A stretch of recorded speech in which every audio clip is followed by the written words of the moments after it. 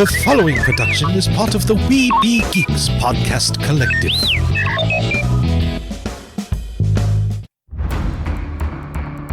From days long ago, from uncharted regions of the universe, comes a legend.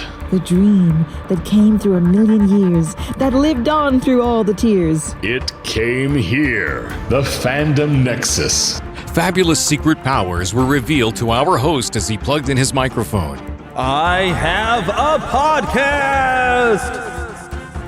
Here he is, your Spider-Pan, Jeremy.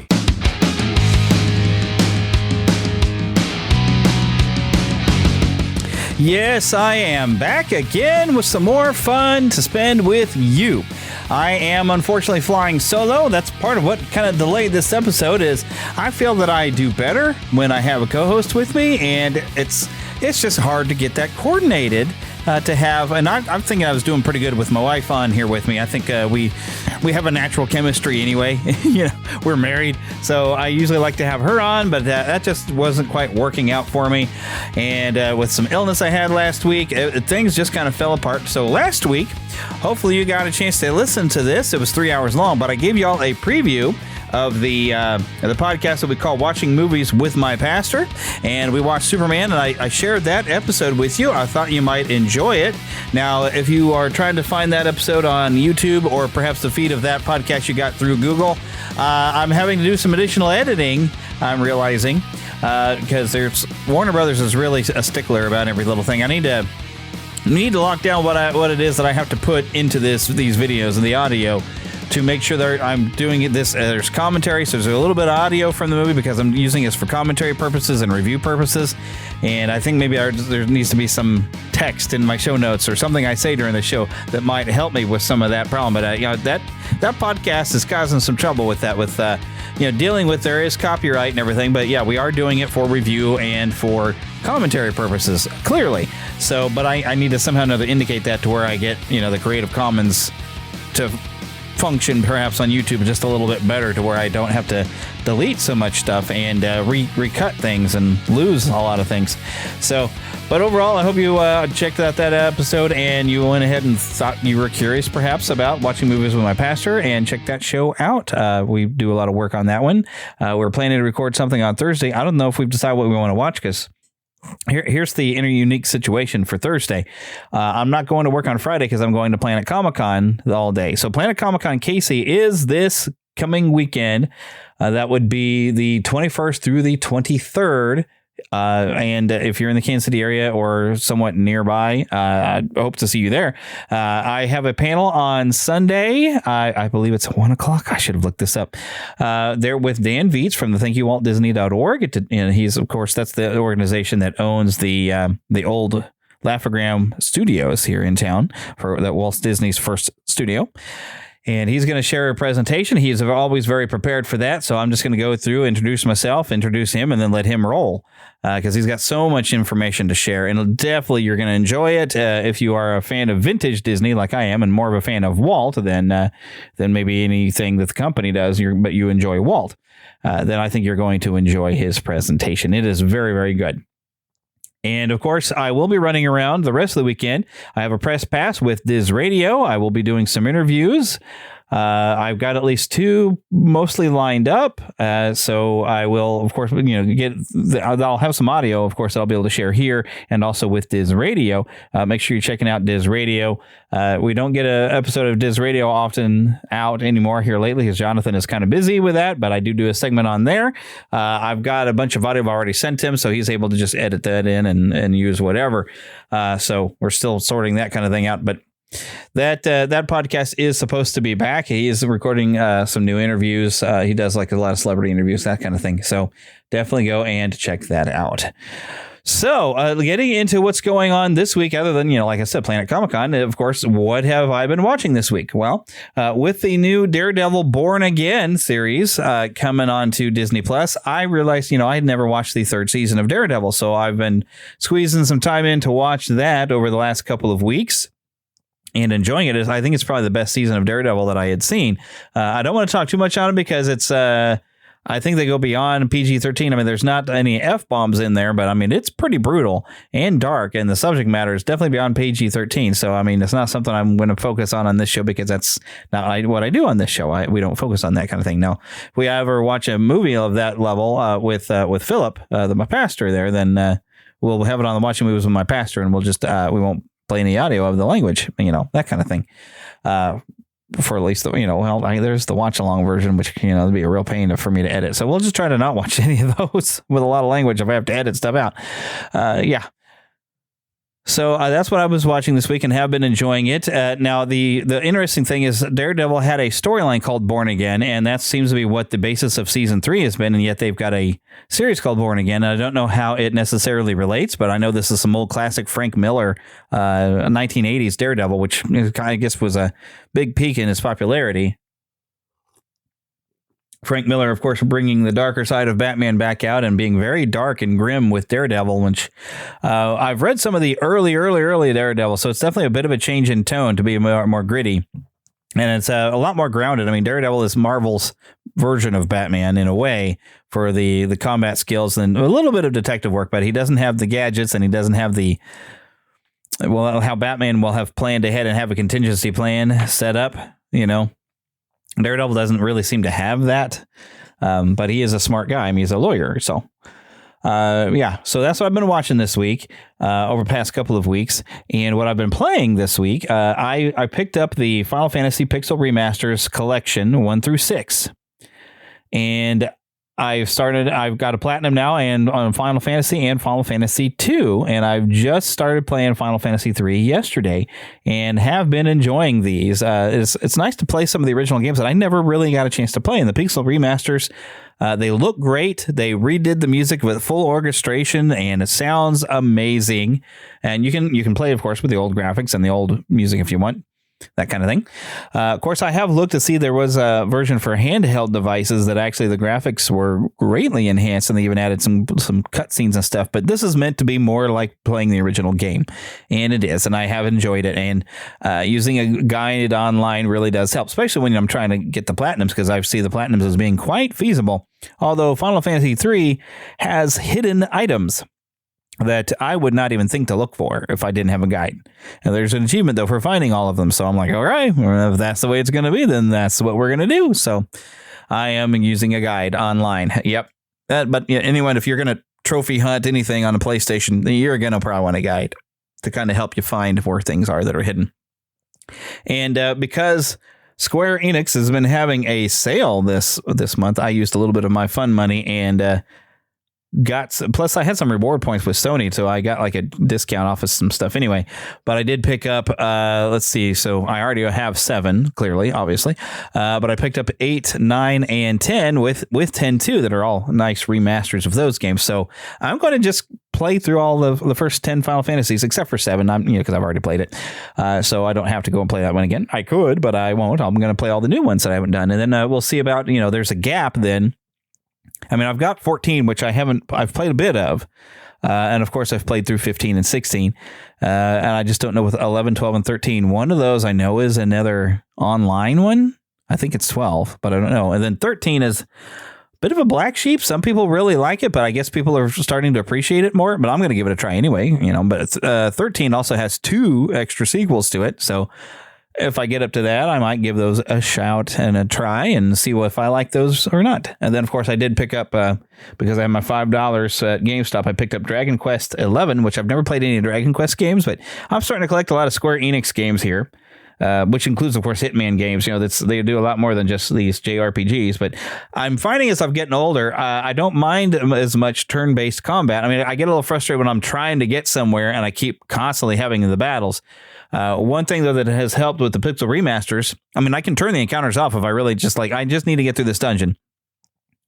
So I've done that, but of course I need to make sure I fight every beast that's in every dungeon in order to get one of my achievements. So I can turn it off, but there is also, you can do it automatically. If you've got to where you can take everything out in a physical, just in a fight, you can set everybody for attack and then just have it just keep repeating that and just sit there and let the battles kind of finish and then, keep going on what you're doing and it'll speed things up for you. So they did a few things to kind of make it quality of life, But I find I have the patience a bit more as I've gotten older to play these type of things because I enjoy the stories. And, JRPGs are pretty good if you're not into these things, But give one a try. Do something different, just for the heck of it. And I basically can give this all to the fact that I really enjoyed the Final Fantasy VII Remake and Rebirth. And the stories and characters are really great. And that's typically the fashion for these type of games. So I have been enjoying them greatly. Okay, well, let's get into a little bit of news, mainly because over the last couple of weeks, we had a toy fair up in New York. So let's take a listen.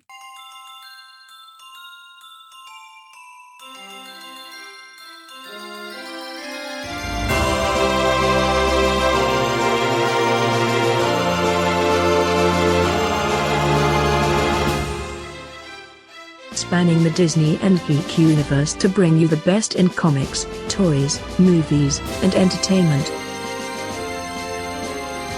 This is news from around Neverland. And heck, we really don't do the trailer park except for like some extra bonus content. And I need to probably do it more often to have the trailer park as a bonus content for anyone who happens to be a Patreon subscriber or, I guess mainly that. Yeah, I think I did do when I did those. I can do as an exclusive for anyone in Red Circle. If you choose the exclusive option, you help cover the cost of the show and you get bonus episodes. You get commercial free episodes. So, I definitely recommend going through the Red Circle exclusive or become a patron on our Patreon. If you look there in the show notes, you'll find links for all of that.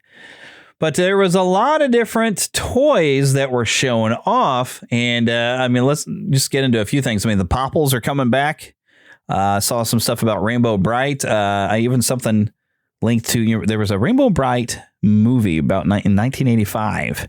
And there's going to be something related to that. I was just seeing the other day. But so Diamond Select Toys has some new stuff for Monsterverse, and they've got a new Godzilla figure and a new King Kong figure, some new Ninja Turtles, Power Rangers, Walking Dead, AEW, and a lot more. Mainly what I've got here is some pictures, which don't translate very well into a podcast, but I can look at these myself. And now I don't know what you would call these. I think I've seen these style of figures. They're very similar to maybe a Lego figure, but jointed. And they have a lot of new Ninja Turtle type figures, the 80s style. So there's a Baxter Stockman, a Foot Soldier, and a Casey Jones, and of course the Turtles in this style that I don't know what you call it. And like I said, I don't have any text. I've got a lot of pictures I'm getting to look at of all these different new figures. I even get to see here that they have a Willy Wonka and the Chocolate Factory Gallery PVC statue coming from Diamond Select. Looks to be recommended retail is going to be about $80. And this is a Gene Wilder styled figure. It doesn't look exactly like Gene Wilder, but you get the implication that it's Gene Wilder. And he's wearing the costume, same dress that Gene Wilder had as Willy Wonka. And he's sitting here on a mushroom with some candy type of thing. So he's supposed to be, of course, in the candy room. Some interesting things definitely coming from that, golly, I don't know. I think the biggest thing I'd want to get might be that Willy Wonka figure, but it's not really a figure. It's more of a statue. Diamond Select also has some new Lord of the Rings figures.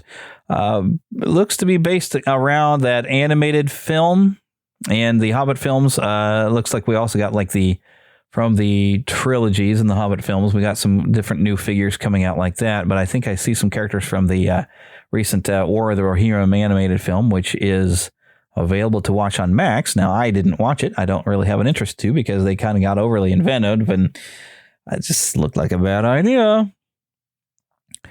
Alrighty, so Diamond Select Toys also had some Disney and Muppet toys.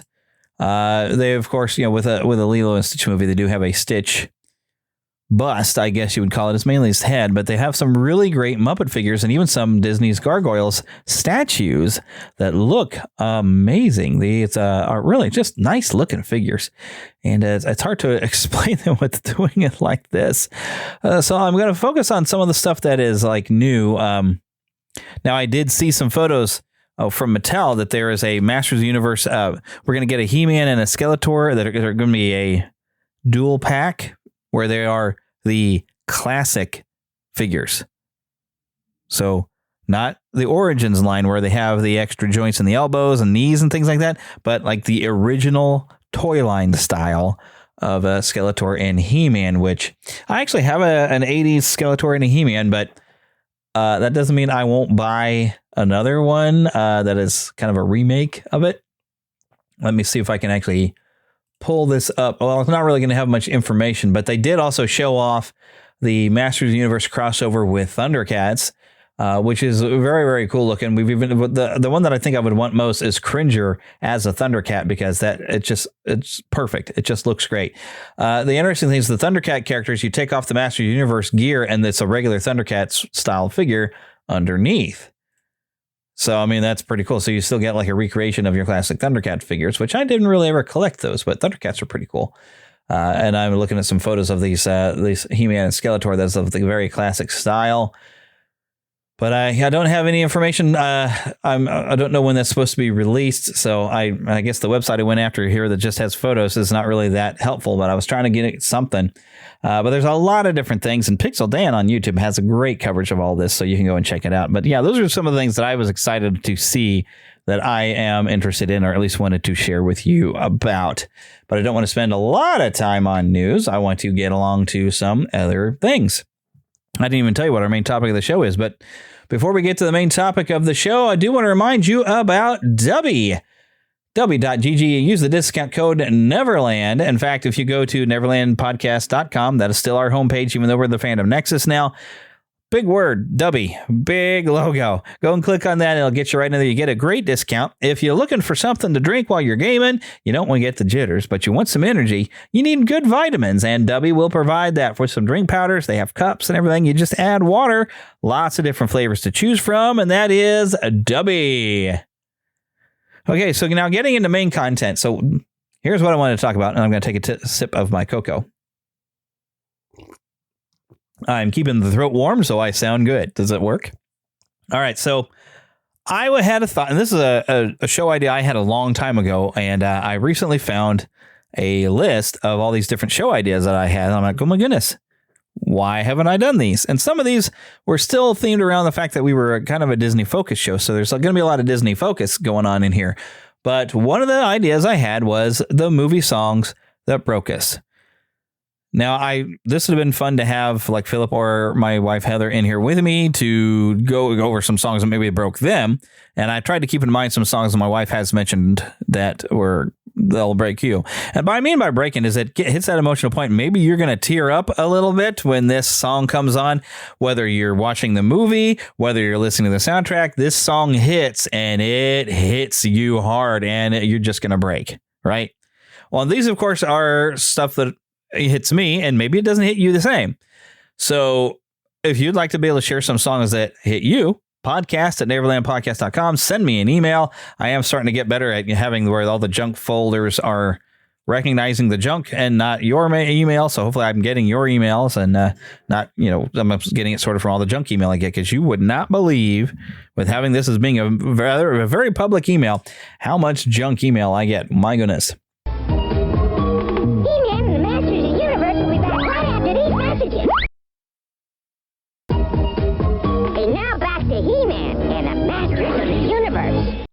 All right, so first thing I have on my list is Baby Mine from Dumbo. Baby mine, dry your eyes. Rest your head close to my heart, never to part, baby of mine. Yeah, if we were going to talk Disney, we had to hit this one, right? So this is a song from the 1941 feature. This is music by Frank Churchill, lyrics by Ned Washington. Betty Noyes recorded the vocals for the original film. And in the film, Dumbo's mother, Mrs. Jumbo, an elephant locked in a circus wagon, cradles her baby Jumbo while this lullaby is sung. And it's also the last appearance of the circus animals, because after that, we're really going to focus on Dumbo being there with the clowns and, of course, with the crows, which is apparently controversial that these crows come and help him out.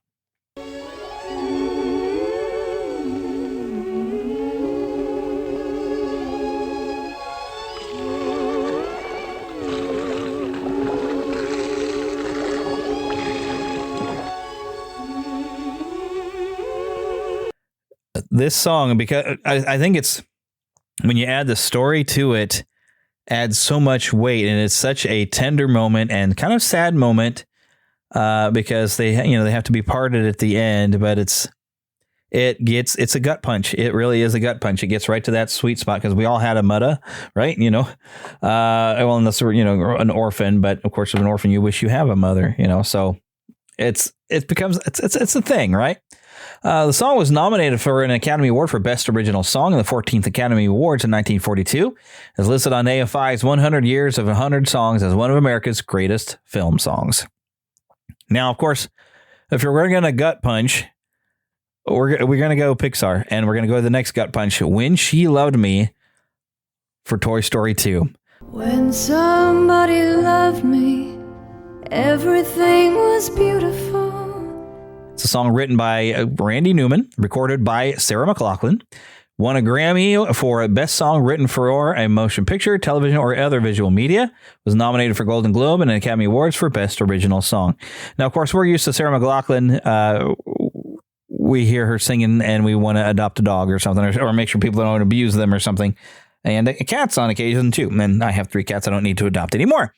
So, we're used to her with that very, I don't want to say emotional voice, but she has a quality in the way that she sings in her voice that really lends itself to this song, which tells a story in the movie. You get Jesse's backstory. And I tell you what, I remember seeing this the first time in the theater. I took my grandma with me because my grandma, she used to not get out much. And so I thought, Grandma, you're coming with me. We're going to go watch Toy Story 2. And I don't know if she'd ever seen the first Toy Story. She said she thinks she did, but that was a long time ago. And she has since passed from dementia was kind of a thing. But it was nice to be able to go and to spend some time with my grandma. And I was like, you know what? Grandma would like to go out to see a movie. And this would be a fun movie. And you want somebody to come with me? I'm going to have Grandma come with me. You ever do that? Hang out with your grandparents while you still have them. Okay. If you still have them, make sure you spend some time, get their stories. We talked about old radio shows on the drive back and everything. Had a good old time just watching that movie. And that, oh my goodness, that whole sequence. Wow. When she loved me.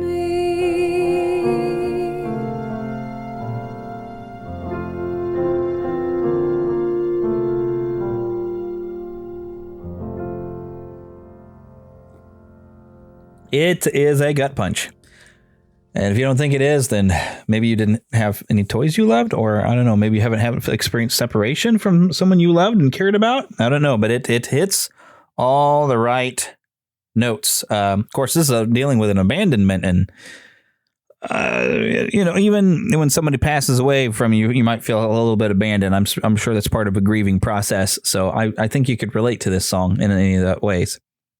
Okay, so now we're going to go back in time a little bit and something a little bit more rare.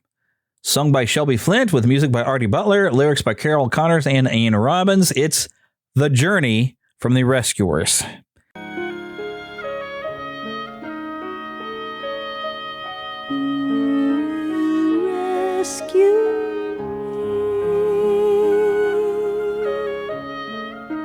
Now, this is part of the opening sequence and credits to The Rescuers, where previously we'd seen a little girl, dumping, we don't know any characters' names at this point, but we see her dumping a note in a bottle. And through this sequence, we see these paintings of the bottle going through the waters and barely making it back to shore to where the rescuers are going to, or the Rescue Aid Society, rather, is going to find this bottle. But the lyrics, oh my gosh, if I start thinking about it, it's going to hit me now. I'm lost at sea without a friend. Will this journey ever end? I'm lost at sea without a friend.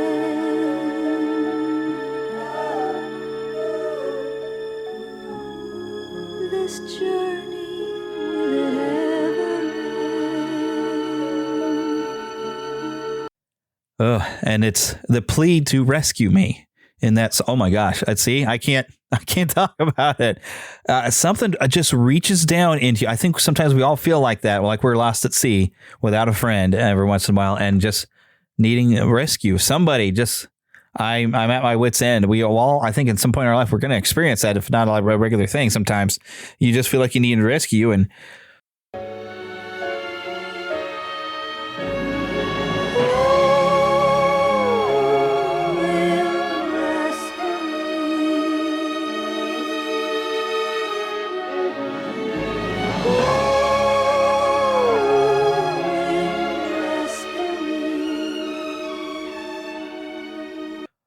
part of me, because, and I with how the show has changed format, I don't mind talking about some of my faith now. Part of me thinks that's almost ingrained in us because of my Christian beliefs, that we all feel the in need of rescue, and we have a God out there whose entire thing right now is trying to rescue us.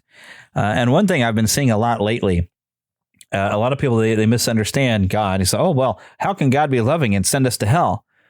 Well, they don't seem to understand what's going on. You're already on the way to hell. He didn't mean for you to go there, but he has to deal with your sin problem. So he found the way out. He's making a way for you to not go. He wants you to be with him, and he was willing to die to do it in a very brutal fashion, to pay the penalty. That way you could avoid hell and be in heaven with him. He wanted you to be with him, but you have to make the choice. He's not going to force you. But he was willing to do everything to save you from hell. If you feel a need to rescue, that is the rescue you probably feel you need. God will rescue you from life. That's what Jesus Christ came to do. Okay, and I think that's part of why this song hits. And just to think, there's times I have cried out to God that I just felt like I need rescue from stuff. Especially last week, I was feeling very sick. I was feeling nauseous and in a lot of pain, and I cried out to God for relief. And God did some stuff. I got relief. Had things that needed to happen in my body apparently. And when I cried out, that's when it's like that's when it happened, right? That's when things started moving along for me. It's kind of common. I don't want to get into my illnesses and everything too much, but okay. So now we're going to go outside of Disney for this one. So this one, it goes by two names. This is, I'm sure you've got some Disney people who worked on this one. This is, I believe, a DreamWorks film, The Prince of Egypt.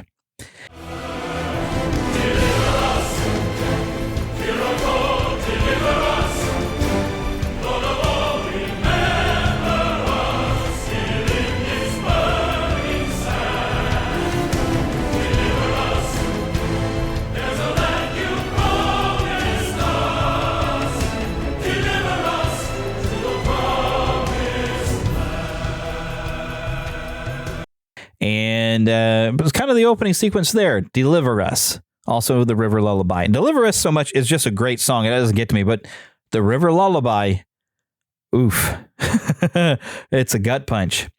So this is the film's opening number. As I said, it shows the violence and the hardships endured by the Hebrew slaves and the despair of Moses' mother. The song alternates dramatically between male slave voices over heavy drum beats and women's voices singing a gentle lullaby to the baby Moses.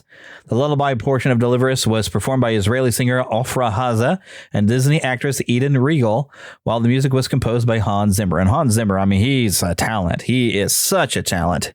He's one of my probably top 5, if not the top 10. He's probably in the top 5. He is so good. And we get that River, oh River, be gentle for me.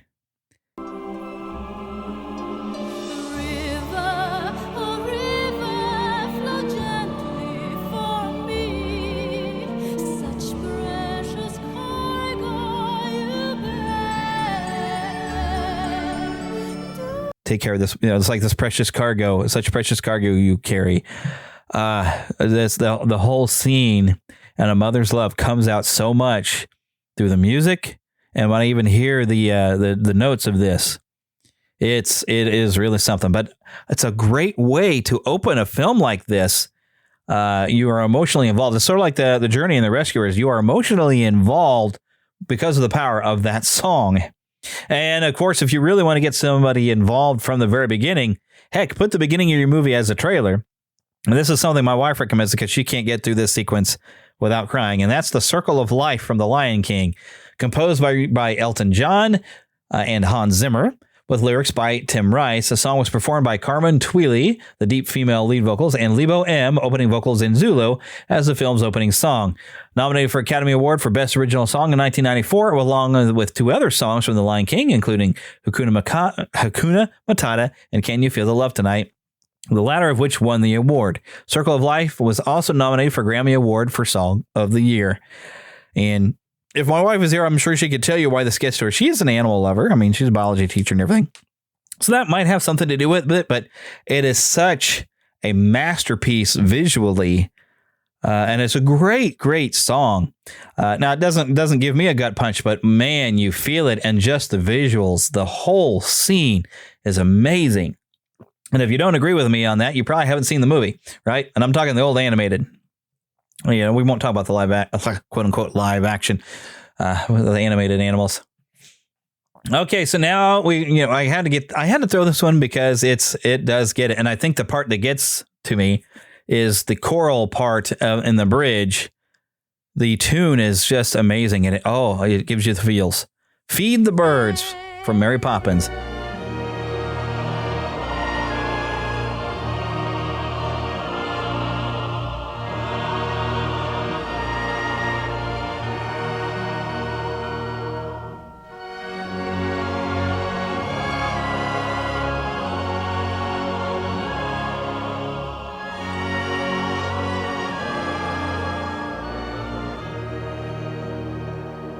Song, of course, written by the Sherman Brothers, Richard and Robert, featured in 1964 Mary Poppins, Walt Disney's favorite song. He asked them, "Hey, play it." You know, when they I think it was like Fridays or something, he'd have them come and play it on the piano and sing it for him. He said, "This is the song. This is what it's all about." And there's so much meaning in this song. And as a kid, I don't think I fully understood it, but the tune in the bridge is still so epic when all the chorus sings in harmony of it. You know, all around the cathedral, all the saints and apostles. Oh my golly, it's a great one. And now I've got kind of a weird, rare one, and I had to I got a link over to a Wikipedia page because this song has a history. It was a duet by Scott Fitzgerald and Yvonne Keeley, released as a single in November 1977, which is the year I was born, except for I was born in May, so I was alive when this song out. It was a top 10 hit in several countries and sold more than 1 million copies worldwide. The backing was by the St. Thomas More Roman Catholic School Choir in London. What is this song? If I Had Words.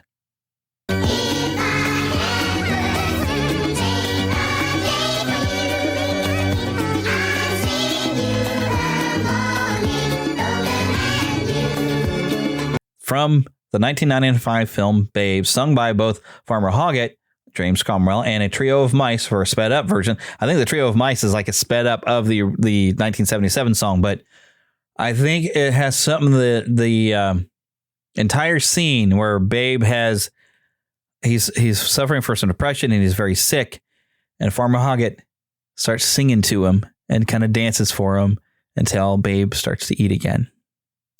And the whole thing, I mean, I love the movie Babe, and I can't remember, did it win Best Picture? Or it was at least nominated? It might have won. I don't remember. That's a long time ago. But it certainly deserves it. But there are some movies that are great, and I love them, but I can't watch them because certain things will hit me just that hard. And this is one of the bits that does. That and the I Want My Mom at the beginning.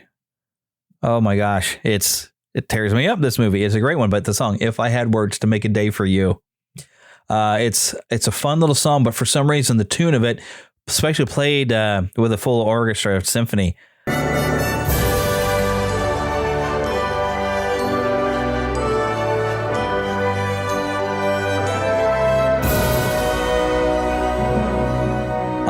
It gives me all the feels. It tears me down, builds me up. It's an amazing piece of work. And if you're not sure what I'm talking about, go Google it, see if you can find a listen to it.